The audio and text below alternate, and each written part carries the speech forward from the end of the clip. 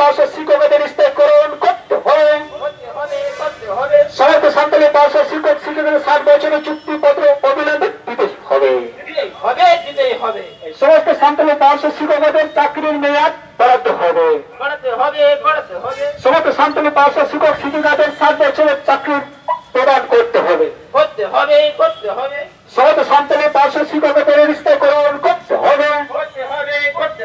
সমস্ত সান্তালির ভাষা শিক্ষক শিক্ষিকাদের 60 বছরের চুক্তি প্রদান করতে হবে।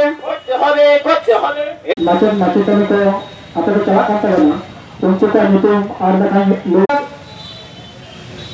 বিদ্যালয়ে সঠিক কাজের নির্দেশিকা এখনো পর্যন্ত আমরা পাইনি। আমাদের পার্শ্ব শিক্ষকরা আমরা যে বিদ্যালয়ে কাজ করছি আমরা কিভাবে কাজ করব, আমাদের কাজের ভূমিকা কি হবে সেটা কিন্তু এখনো আমাদের কাছে অপরিষ্কারভাবে থেকে গিয়েছে। যার জন্য আমরা কাজ করছি বিদ্যালয়ে, কিন্তু এখনো পর্যন্ত আমাদের কাছে সঠিক নির্দেশিকা আসেনি। কিভাবে আমাদের কাজ কি সেটার কি নির্দেশিকা আমরা এখনো পর্যন্ত হাতে পাইনি। তাই জন্য আমরা আজকে ডিপিও সাহেবের কাছে আবেদন করব, দাবি করব তার সঠিক নির্দেশিকা আমাদের হাতে দেওয়া হোক। বিগত দিনে সিসি ট্রেনিং এর একটা বিজ্ঞপ্তি বেরিয়েছিল। আমরা সবাই জানি যে সিসি ট্রেনিং এর বিজ্ঞপ্তিতে সেখানে সাঁওতালি প্যারা টিচারদের বাদ দিয়ে ট্রেনিং দেওয়া হবে। আমরা এসেছিলাম সেই সিসি ট্রেনিং থেকে বঞ্চিত করার জন্য। সেই দাবি আমরা এখান থেকে আদায় করেছিলাম, তবে আমাদের সেই সিসি ট্রেনিং করানো হয়েছিল।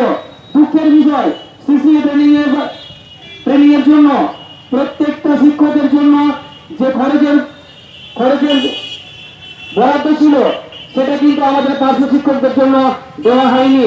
কেন আমাদের পার্শ্ব শিক্ষকদের জন্য এই ব্যতিক্রম থাকবে, তার জবাব আমরা আজকে ডিপিওর কাছে জানতে চাইব। এবার আরো কিছু জানতে চাইব যে আমাদের কিছু শিক্ষকদেরকে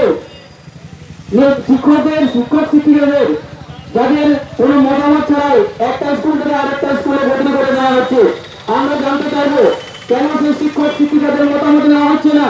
আমরা চাই সুস্থ পরিকাঠামো থাকবে, সুস্থ পড়াশোনার পরিবেশ থাকবে। আমাদের সঙ্গে আলোচনা করে যদি সেই বদলি সংক্রান্ত ব্যাপারটা কাজ করানো হয় তাহলে আমরা সন্তুষ্ট হবো। কেন আমাদের সঙ্গে আলোচনা করা হচ্ছে না সেটা আমরা জবাব চাইবো। যাই হোক, আমি আর বিশেষ কিছু বলবো না। আমাদের দাবি দেওয়া নিয়ে আলোচনা করার সময় হয়ে গেছে। যাদের আমি নাম বলছি আপনারা গেটের সামনে চলে আসুন। এক্ষুনি আমরা ডিপিও ম্যাডামের কাছে আমাদের দাবি দেওয়া নিয়ে আলোচনা করতে যাচ্ছি।